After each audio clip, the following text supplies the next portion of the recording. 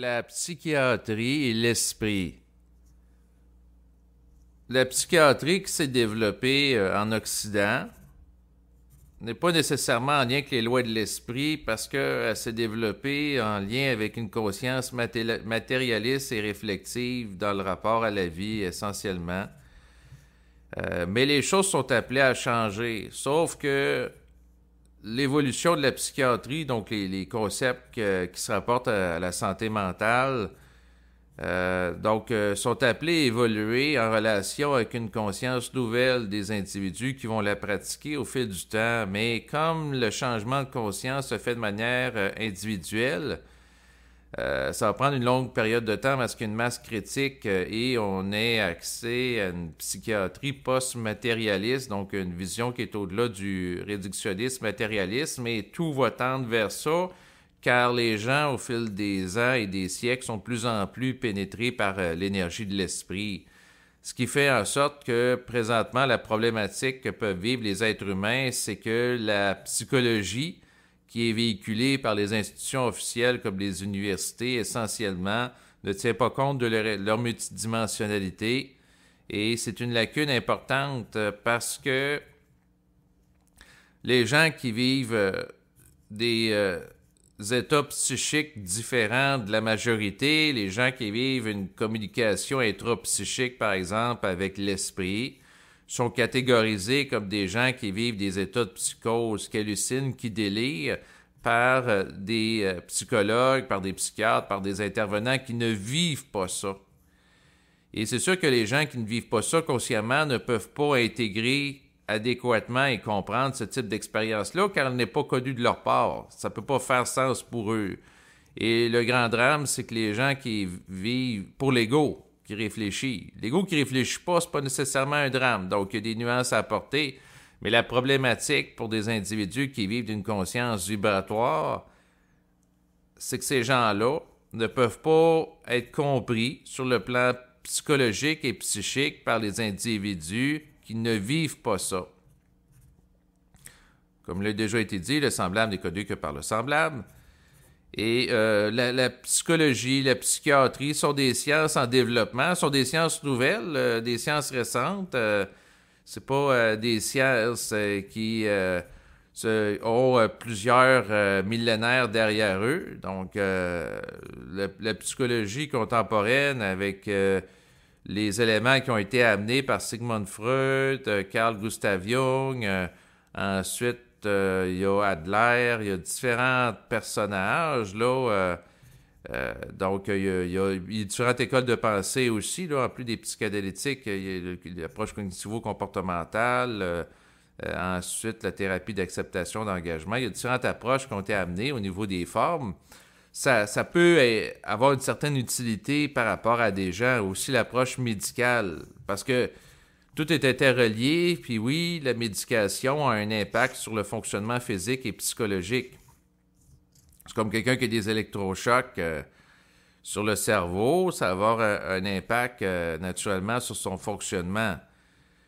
Il y a la voie de la médication qui a été adoptée et développée par une partie des psychiatres. Puis oui, si les gens ne sont pas capables de compter, par exemple, un état de personne qui est en psychose, la personne en état de psychose a de la difficulté à gérer ça. En réalité, la psychose, c'est quoi? C'est un état de possession que la personne va vivre par rapport à des forces astrales ou même par rapport à l'esprit. Et ça, c'est une dimension qui est intéressante à être abordée parce que souvent, les gens vont voir à travers le phénomène de la psychose où la personne perd la notion du temps, de l'espace, elle a une conscience altérée et est chevauchée par des forces que c'est nécessairement des forces de l'involution négatives. Or, il peut y avoir des forces créatives aussi qui chevauchent l'individu. Il y a différents types de forces. Et le problème, c'est que l'ego qui est confronté à des forces qu'il n'est pas capable de contenir et l'ego qui n'est pas capable d'interagir avec elles d'une manière intelligente et d'avoir la capacité de censure ou de mettre un stop aux forces qui vont l'envahir et qui peuvent l'amener à faire des actions ou des gestes que normalement il ne ferait pas. Donc, ça, c'est une particularité. Sauf que présentement, la psychiatrie n'est pas outillée en termes de compréhension du réel de qu'est-ce qui se passe, par exemple, quand quelqu'un est en psychose, pour contenir les choses d'une manière adéquate et œuvrer d'une manière psychique plutôt que médicale par une contention physique, c'est-à-dire on met la personne dans une camisole de force pour la contenir, ou des gens vont la maîtriser physiquement, ou on va lui donner de la médication. Mais éventuellement, ce qui est moins intrusif, c'est d'utiliser la parole vibratoire pour ajuster la personne. Mais éventuellement, on s'en va vers ça. Mais c'est pas qui peut exercer la parole vibratoire pour amener la personne à être délogée par l'entité astrale qui, par exemple, va l'amener à faire des comportements de débordement lors d'une crise de psychose. C'est pas qui peut faire ça. C'est pas qui veut, pardon, c'est qui peut. Mais c'est pas donné à tout le monde. Mais éventuellement, il y aura l'apparition des gens qui vont pratiquer la psychiatrie, qui auront une conscience vibratoire et qui vont avoir une perception occulte, chose que n'ont pas les gens qui œuvrent d'une perspective psychologique. C'est juste une question de temps. Et ces gens-là vont être capables d'utiliser la puissance du verbe chargé de l'énergie de l'esprit pour véhiculer la vibration de l'esprit sur la psyché de l'individu qui vit une crise de psychose et neutraliser l'activité de la force qui va amener la personne à avoir un comportement qui manque d'ajustement lorsqu'elle vit l'état de psychose. Mais pour en venir là, ça prend un être qui est en processus de fusion d'une manière avancée, donc d'intégration de l'énergie. Ça prend un être qui a un taux vibratoire élevé pour faire ça, et éventuellement, il y en aura. Éventuellement, les paradigmes vont changer. Présentement, on se dirige vers des changements de paradigme. Il y a l'apparition, par exemple, du concept de conscience extraneuronale véhiculé par Jean-Jacques Charbonnier. Il y a le concept aussi de science post-matérialiste qui permet d'intégrer des éléments à caractère qui étaient jusqu'à tout récemment occultes, développés par Mario Beauregard. Il y en aura d'autres aussi scientifiques qui vont amener à élargir les horizons pour que la science de la psychiatrie, comme les différentes sciences qui existent sur Terre, intègre une compréhension de plus en plus vaste de l'être humain. Donc, et cette compréhension-là va permettre de réaliser qu'à travers, par exemple, un déséquilibre, dans le cerveau, quelqu'un peut vivre, par exemple, un manque de certaines hormones comme la sérotonine ou autre. Et oui, la médication peut avoir une certaine utilité par rapport à ça, sauf qu'il peut y avoir aussi un changement vibratoire ou une éducation de la personne dans une autogestion psychique où la personne va apprendre à gérer son rapport par rapport aux entités et aux forces qui peuvent créer des déséquilibres biologiques dans son cerveau. Encore là, il faut que la personne ait la vibration pour intégrer ça, et c'est pas le cas de tout le monde. Ça prend des corps suffisamment solides de contenance. Là, ça devient intéressant à aborder ça. C'est-à-dire que si le patient psychiatrique qui vit un état de psychose, qui a un potentiel d'intégration vibratoire et de fusionner avec l'esprit, a des corps suffisamment solides pour contenir intelligemment cette énergie, la personne peut se sortir elle-même de l'état de psychose. D'ailleurs, il y aura des liens qui vont se faire de plus en plus entre différentes sciences et des pratiques ancestrales. Prenons par exemple celle du chaman qui, par lui-même, va vivre un état de transe, donc est en contact avec le monde de l'esprit, être dans un mode de canalisation d'une autre forme de réalité, et que le même chaman, à la différence de la personne qui est en état de psychose, mais qu'on peut détecter à travers un électroencéphalogramme que l'activité du cerveau qu'il a lorsqu'il vit l'état de transe chamanique est similaire à celui d'une personne en état de psychose, cette personne-là est capable par la suite par elle-même de sortir de cet état-là de psychose. Donc, sortir du monde, du contact avec le monde des esprits, ce qu'on peut appeler un état de psychose, c'est-à-dire un état d'ouverture à des énergies qu'elle va percevoir, cette personne. Et ce qui fait qu'elle est capable de s'en sortir par elle-même, à la différence de la personne qui est en état de psychose, qui doit aller à l'hôpital psychiatrique pendant un certain nombre d'heures pour se calmer, puis ensuite se détendre, puis là, la personne reprend son esprit. C'est la contenance énergétique, tout simplement, et la puissance de la volonté de mettre fin à une expérience. Donc, si la personne est capable de dire, ben là, ça suffit, telle expérience, je coupe le contact avec l'esprit, puis elle met fin, ben, elle a une puissance de volonté. Et si la personne pourrait être éduquée, s'il en a le potentiel, un peu comme le chaman, de sortir elle-même de l'état altéré de conscience qui la met en relation avec des forces, ben à ce moment-là, elle ne souffrira plus du contact de ces forces-là. Et ce qu'il faut réaliser, que s'il y a des chamans qui ont un état similaire à une personne en psychose qui sont capables de mettre fin à cet état-là, ça veut dire que tu as des gens qui vivent présentement des états de psychose et pourraient être éduqués un peu comme des chamans, en faire autant, advenant qu'il y ait le potentiel. Et ça devient particulier parce que ça prend une certaine forme de capacité de contenance. Et la capacité de contenance est en relation avec le développement d'une volonté individualisée pour faire face à des énergies puissantes. Et c'est pas donné à tout le monde là, naturellement. Mais il y aurait possibilité dans certains cas, pas tous les cas, que des gens soient éduqués. C'est sûr qu'il y a d'autres cas, les gens n'ont pas assez de volonté. Fait que là, oui, prendre des antipsychotiques, c'est pertinent. Oui, la personne qui va être contenue physiquement par d'autres personnes et accompagnée par elle dans un endroit sécurisé, oui, c'est pertinent. C'est sûr que la science de la psychiatrie fait ce qu'elle peut, elle ne fait pas nécessairement ce qu'elle veut. Par contre, il y a un élargissement de la compréhension du phénomène des problèmes humains, que ce soit la névrose, la psychose, les problèmes de santé mentale qui est appelé à se faire et un changement de paradigme. Parce que là, dans le paradigme matérialiste, réductionniste actuellement qui est véhiculé dans le domaine de la psychiatrie, quelqu'un qui dit qu'il parle avec l'esprit ou qui reçoit de l'information est vu comme un halluciné.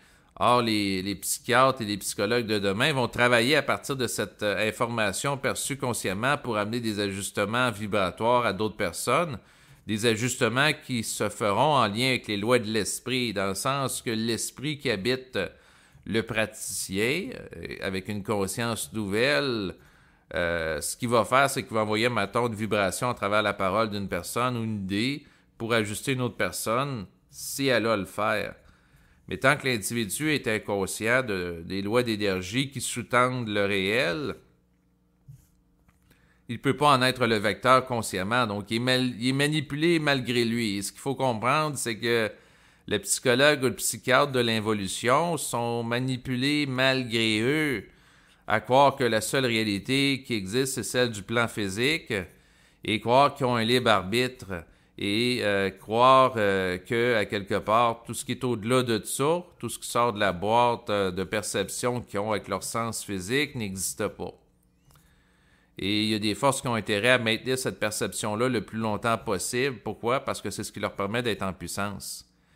Et tant que la personne n'a pas dévoilé pour elle-même la désinformation, le mensonge qu'elle peut recevoir dans sa psyché, et elle n'a pas, à partir d'une observation réelle, une compréhension du fait que la pensée n'origine pas d'elle, elle subit la pensée. Donc, le psychologue ou le psychiatre qui fonctionne de réflexion, il subit la pensée comme le patient psychiatrique qui va le consulter. Donc, il vit une forme d'inconscience à un certain niveau. Certes, c'est peut-être un taux vibratoire un peu plus élevé que l'autre qui va le consulter parce qu'il y a une certaine forme quand même de contenance qui peut être développée au fil du temps par rapport à des énergies plus basses. Mais il n'y a pas une compréhension multidimensionnelle. Et ce qui est en lien avec l'intégration de l'intelligence nouvelle qui va se faire, c'est que progressivement, le voile de son ignorance va se lever, ce qui va créer des chocs. L'esprit, c'est une énergie qui crée des chocs, qui bouscule des perceptions, qui amène des remises en question. Donc, une énergie de l'esprit qui rentre, qui déloge une énergie astrale, qu'est-ce que ça fait quand la forme d'une croyance éclate? Ben, c'est qu'il y a quelque chose d'autre qui la remplace. Donc, progressivement, le mental des gens à la surface de la Terre va être altéré par des énergies pour devenir plus vaste. Et ce qu'il faut comprendre, si, par exemple, quelqu'un écoute un enregistrement qui porte sur la conscience, il peut dire, ben, je vais vous faire écouter cet enregistrement-là au psychiatre. Donc, si la personne consulte un psychiatre ou à son psychologue.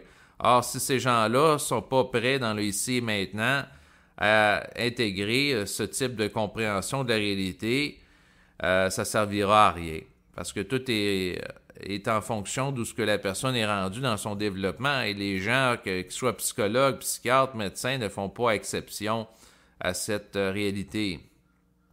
Donc, la personne qui est exposée à un matériel qui véhicule une vibration, si la personne n'est pas en état de choc qui favorise un état de sensibilité à cette vibration présentement dans sa vie et un changement au second niveau, ben la personne va entendre l'enregistrement intellectuellement, elle va interpréter les mots, elle va dire, bon, il y a des notions qui sont véhiculées, mais il ne percevra pas la vibration derrière et le réel de cette dernière, parce que ça ne ferait pas écho au réel qu'il porte en lui. Pour faire écho au réel qu'une personne porte en elle, il faut que la personne en soit consciente, et pour qu'elle en soit consciente, il faut que l'ego soit conscientisé par ça, par son propre esprit. Ce qui fait en sorte que, en réalité, c'est toujours l'esprit qui a le dernier mot. L'esprit a le dernier mot dans le sens que c'est lui qui initie un processus, c'est lui qui se fait percevoir sur le plan vibratoire, et l'enregistrement qui peut être écouté, le livre qui peut être vu en lien avec des éléments liés à de la conscience. Tous ces éléments-là, c'est des éléments de conscience vibratoire, ne peuvent être intégrés que si la personne est sensibilisée par son esprit pour intégrer par la suite ce type d'information.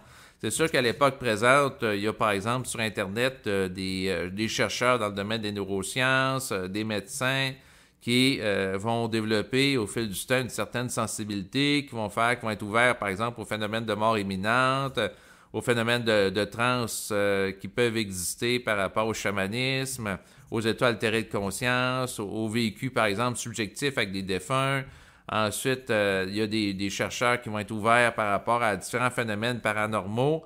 Mais ça, c'est en relation avec une ouverture interne. Si vous observez les gens qui parlent de ça avec une ouverture réelle, vous allez pouvoir voir que la vibration qui dégage est teintée d'une forme de sensibilité que ceux habituellement sont fermés à ça n'ont pas. Pourquoi? Parce que ça prend une sensibilité pour percevoir les phénomènes psychiques, et plus cette sensibilité va s'accroître, va s'accentuer, et plus la personne va être capable de travailler et d'œuvrer à partir d'une conscience vibratoire pour donner un accompagnement vibratoire des individus. L'individu ne peut pas donner ce qu'il n'a pas. Donc, si quelqu'un n'a pas une conscience vibratoire ou psychique, il ne pourra pas donner un soin psychiatrique en relation avec une intégration de données à caractère vibratoire pour ajuster la vibration du patient qui va faire, par exemple, des psychoses à intervalles réguliers. Là. Donc, c'est impossible. Et la particularité des nouveaux psychologues et psychiatres, ce qui m'apparaît dans le mental, c'est que c'est des gens qui vont pouvoir faire des soins à distance, dans le sens que la personne peut faire un soin. Ben ici, un soin, c'est pas nécessairement l'imposition des mains que du toucher thérapeutique, mais c'est tout simplement l'utilisation de la parole. Bon, ben, un psychiatre, par exemple, qui est en France, qui parle avec quelqu'un au Québec, alors qu'il est séparé d'une grande distance physique, la vibration de sa parole, dans le cadre d'une consultation, avec quelqu'un au Québec, peut changer la vibration du mental de l'individu qui reçoit la consultation, même s'il est séparé de lui par une grande quantité de kilomètres. Pourquoi? Parce que la vibration se véhicule au-delà de l'espace et du temps. Donc, c'est la même chose. Quelqu'un qui écoute un enregistrement qui a été fait il y a 20 ans, il y a 30 ans, puis il y a une vibration qui est véhiculée. Si le mental de l'individu se connecte avec la vibration qui est véhiculée à travers l'enregistrement, ou ça induit le même état dans le mental de l'individu qui écoute l'enregistrement que celui qui a émis la vibration, ben, il bénéficie de cet état-là dans un sens pour l'ajuster. Pour ce qui est de la psychiatrie, naturellement, la psychologie ou la psychiatrie nouvelle en relation avec une compréhension vibratoire associée aux lois de la vie va être confrontée à de la résistance de ceux qui ne la vivent pas, et c'est normal. Donc, parce que ça fait pas sens pour eux. Donc, si on parle, par exemple, à un enfant prépubère, de la puberté, de la vie sexuelle, puis comment dire, si l'enfant il n'a pas une vie sexuelle parce que ses organes génitaux ne sont pas à l'état de maturité, de lui parler de relations sexuelles, de rapports de couple, ça va être difficile pour lui d'intégrer ces notions-là parce que ça ne s'appuie pas sur un vécu. Tandis que la personne qui a vécu adulte, la personne est rendue à 60 ans, il y a eu plusieurs partenaires. Donc, de lui parler de relations de couple, et de faire écho à son expérience pour l'amener à porter un jugement critique par rapport à la notion de rapport de couple, qu'est-ce qui a été ajusté, qu'est-ce qui a été équilibré ou pas, ça va être plus facile parce qu'il y a un vécu. Donc, le psychologue ou le psychiatre qui a juste une compréhension intellectuelle de l'être humain, qui n'a pas un vécu avec caractère occulte, qui se fait raconter des expériences de mort imminente par des personnes, de perception d'entités, de phénomènes psychiques, de voix internes, ça va être difficile pour lui à intégrer s'il n'y a pas de vécu. La personne peut vouloir bien faire, avoir de l'ouverture d'esprit, mais si ça ne fait pas partie de son vécu, il ne peut pas être en état d'empathie totale, c'est-à-dire en état de réceptivité et d'ouverture réelle et pleine par rapport et suffisante pour comprendre l'expérience d'une autre personne. Donc, ça prend une conscience vibratoire pour comprendre une autre conscience vibratoire. Et le drame, c'est qu'il y a des psychologues qui fonctionnent, des psychiatres, d'une manière purement intellectuelle. Ils n'ont pas cette conscience-là. Il y a des gens qui vont les consulter et qui sont en mutation psychique. Et ces gens-là, en consultation, vont dire qu'ils entendent des voix, qu'ils ont des perceptions. Et ces gens-là manquent d'équilibre. D'où le fait qu'ils vont aller vouloir consulter le psychologue ou le psychiatre. Sauf que le psychologue et le psychiatre, vu qu'ils n'intègrent pas ça, ben, ils n'ont pas nécessairement une capacité de comprendre qu'est-ce qu'ils vivent. Et à ce moment-là, ben, ça devient problématique pour les gens qui vivent ça parce qu'ils n'ont pas nécessairement une oreille réceptive. Et ils peuvent se sentir jugés dans leur vécu et compris. Mais ils n'ont pas tort dans un sens parce que les autres ne comprennent pas. Et on ne peut pas demander à quelqu'un qui n'a pas une conscience vibratoire équilibrée associée à un processus de fusion d'aider à quelqu'un qui commence à vivre le processus de la fusion ou d'intégration d'énergie et que la personne est chevauchée malgré elle par de l'astral. On ne peut pas demander à un être humain de donner ce qu'il n'a pas ou de véhiculer une vibration qu'il ne capte pas consciemment. C'est impossible.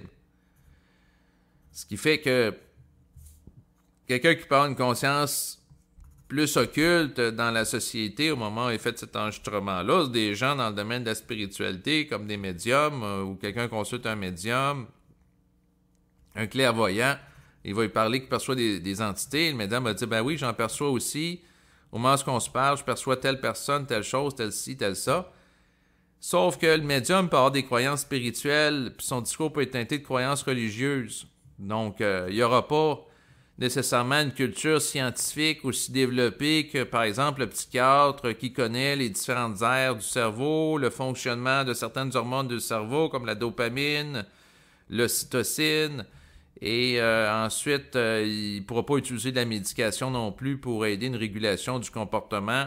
Si la personne, pour compenser en fait un manque de contenance psychique, la médication, la perception que j'en ai pour ajuster des gens, c'est un petit peu comme une béquille à défaut d'autre chose. Mais c'est sûr qu'éventuellement, ça sera d'une manière différente, ça va évoluer pour que quelque part la contenance se fasse tout simplement par un ajustement vibratoire. Mais ça va venir avec le temps. Mais pour créer un ajustement vibratoire, il faut que la vibration soit suffisamment forte de l'individu qui ajuste. Pour ajuster l'autre réellement, il faut qu'il y ait un décalage énergétique.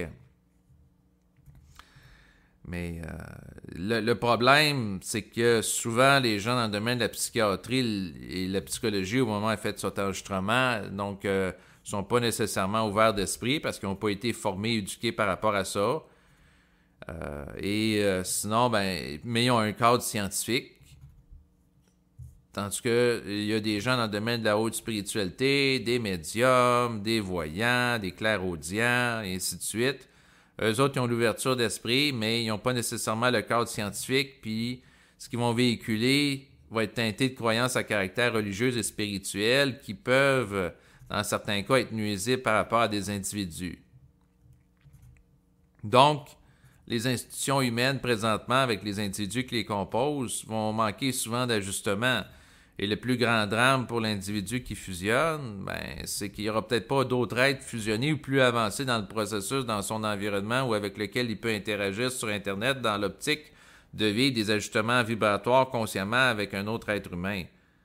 Mais encore là, ça n'a pas nécessairement à passer par ça, parce que Lorsque la personne est habituée par elle-même à contenir l'énergie, puis être capable de couper sa relation consciemment avec l'énergie qu'elle peut capter dans sa conscience qui va l'envahir, ben, elle n'a plus nécessairement besoin d'un support externe pour l'aider à ça, et de moins en moins avec le temps. Elle a de moins en moins de besoin, par exemple, du support d'une médication d'un psychiatre, advenant le cas, pour la contenir, ou les propos rassurants d'un médium qui va le calmer, puis il va amener une espèce d'état de détente hypnotique pour la stabiliser au niveau de l'ego. Mais la stabilisation au niveau de l'ego peut avoir une utilité. En fait, dans un sens, tout peut servir, mais le problème avec l'époque actuelle, c'est, pour beaucoup d'individus, le manque de ressources, le manque de compréhension de la science. Mais tout ça, ça va s'ajuster au fil des années, des siècles. Et ceux qui en payent le prix, c'est naturellement les premiers initiés. Pourquoi? Parce que les infrastructures pour les accompagner adéquatement dans leur développement ne sont pas là.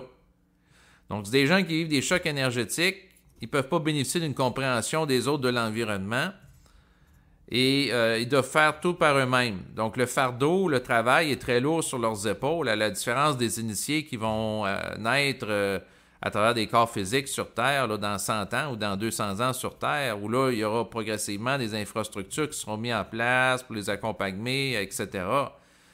Donc, c'est un petit peu comme d'autres phénomènes, dans le sens que si un phénomène n'est pas accepté ou incompris par une société, prenons par exemple le cas, il y a à peine quelques décennies, de l'homosexualité. L'homosexualité était vue par les gens dans le domaine de la psychologie, de la psychiatrie, comme un problème de santé mentale. Et ces gens-là étaient jugés d'une manière péjorative. Et on cherchait à faire des thérapies de conversion avec eux, c'est-à-dire de les faire cesser d'être homosexuels. Donc, et les gens qui faisaient ça croyaient bien faire. Donc, il y avait une forme d'incompréhension. Par la suite, en Occident, ben, les choses ont changé, c'est-à-dire qu'il y a eu plus une psychologie d'accompagner et d'intégrer l'individu, l'aider à l'accompagner dans son intégration de son homosexualité, plutôt que de lui dire qu'il n'est pas correct, puis le culpabiliser, puis de dire qu'il ne devrait pas être homosexuel, puis qu'il devrait être hétérosexuel à la place. Donc, autrement dit, le rapport a changé. Et c'est la même chose pour les êtres fusionnés et qui vivent une conscience nouvelle. C'est-à-dire que présentement, ils ne bénéficient pas d'une compréhension, mais progressivement, il y aura des ressources, puis il y a des budgets. Je veux dire, autrefois, il n'y avait pas de psychologue, il n'y avait pas de psychiatre pour accompagner les gens dans un développement. Et aujourd'hui, prenons par exemple pour la situation de la personne qui est homosexuelle, que la personne soit jeune ou adulte, il y a des ressources qui peuvent l'accompagner pour l'aider à intégrer son vécu, advenant qu'elle ait de la difficulté à le faire par elle-même. Et ça sera la même chose pour l'individu qui va vivre une altération psychique, des chocs vibratoires. Il y aura éventuellement des ressources de plus en plus présentes pour les accompagner, qui vont être composés d'individus conscients qui vont permettre à ces gens-là de se sentir écoutés, compris dans leur processus, mais ça va venir avec le temps. Pourquoi qu'il en est ainsi? C'est parce qu'il ne peut pas en être autrement. Donc, c'est des gens individuellement qui vivent un état de conscience, qui changent, qui peuvent accompagner ou qui peuvent mieux comprendre des gens qui vivent un état de changement de conscience avec le temps. Donc, la psychologie, la psychiatrie est appelée à muter avec le temps qui passe. Le temps, c'est quoi? En réalité, c'est le passage... en fait, le temps...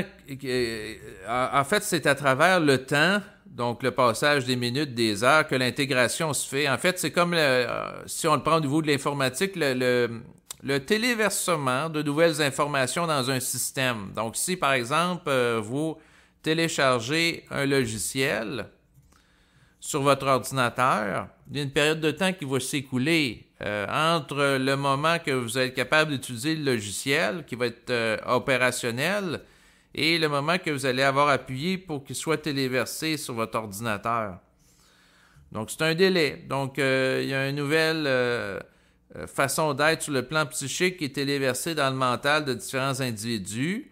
Au début, ben c'est sûr que l'individu qui n'est pas habitué de composer avec des descentes d'énergie importantes peut vivre des états de psychose, des états de dépression, des états aussi de problèmes de gestion énergétique, parce que Ce qu'il faut comprendre, c'est que si la charge d'énergie auquel l'individu est confronté augmente et qu'il n'est pas préparé par rapport à ça, il y a différentes réactions qu'il peut avoir. Donc, s'il n'y a pas, comment dire, s'il est confronté à des impulsions énergétiques plus grandes, et l'ego n'a pas nécessairement une volonté qui grandit automatiquement en lien avec ça, ben, il faut qu'il la développe. Donc, un peu comme, par exemple, le cavalier qui doit développer une puissance de volonté pour conduire l'animalité du cheval, pour dresser le cheval.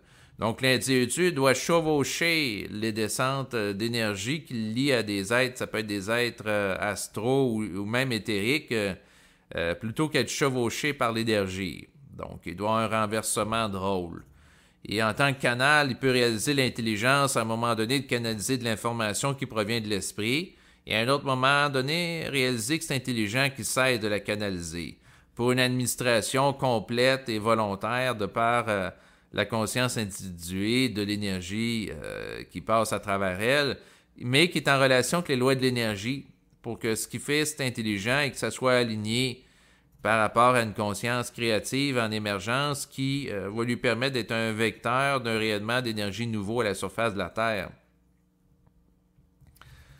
Donc, la parole de l'individu nouveau va déloger des champs de l'astralité, va dépolluer le mental d'individus qui peuvent la recevoir. Et la parole du psychiatre ou du psychologue nouveau va en faire autant. Donc, la parole ou l'utilisation de la puissance de la volonté par rapport à une conscience pour la pénétrer psychiquement et déloger l'astral va être un outil thérapeutique de plus en plus étudié et utilisé aussi par les gens dans la science, car donnant un résultat.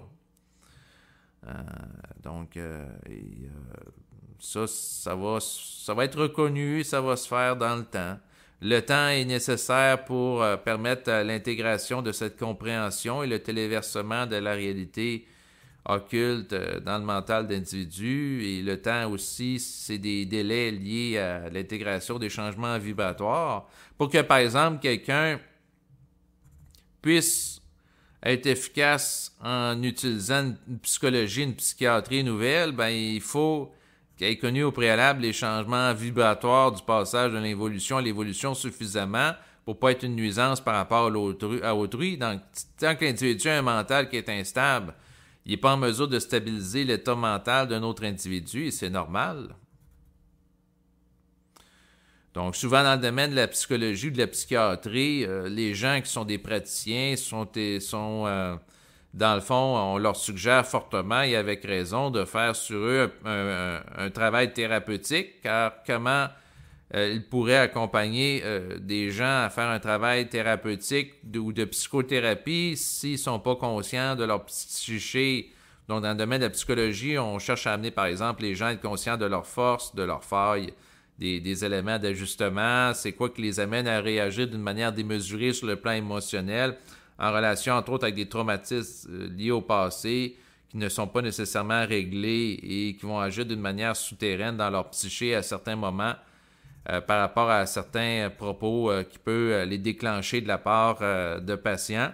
Il y a des gens qui vont vivre ce qu'on appelle des traumatismes vicariants, c'est-à-dire que il y a des patients qu'ils rencontrent. Prenons par exemple quelqu'un qui a été victime d'agression sexuelle.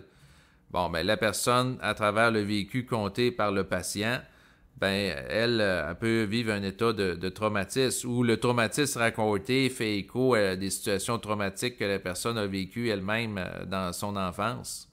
Et là, elle va souffrir en même temps que le patient et elle va être astralisée à ce moment-là au lieu d'être froide dans le mental. Pourquoi? Parce que l'énergie de son traumatisme, du traumatisme qui est véhiculé, des propos à caractère traumatisme véhiculés par le patient, ne peut pas être intégré à mesure par la personne qui est praticienne.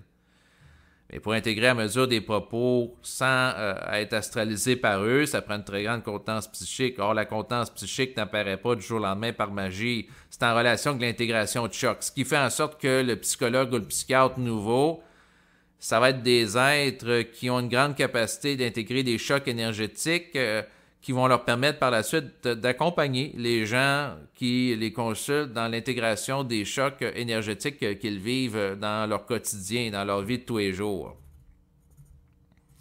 Et ça peut pas être autrement. Et ça, c'est un drame dans le sens qu'il suffit pas de faire une formation universitaire de plusieurs années en psychologie, en médecine pour être capable d'accompagner adéquatement les gens. Non, il faut que la personne ait un vécu d'intégration de choc énergétique. Parce que si on parle, par exemple, de la pratique d'une médecine vibratoire, d'une psychologie et d'une psychiatrie vibratoire, bien, la psychiatrie vibratoire, en termes d'intégration vibratoire, ça passe par un changement vibratoire vécu d'abord au sein de l'individu. Et le vécu passe par l'intégration de chocs d'énergie où le rehaussement de la contenance de l'individu par rapport à des énergies de plus en plus denses augmente pour qu'il y ait une descente de plus en plus grande en proportion de l'énergie de l'esprit au sein de l'individu.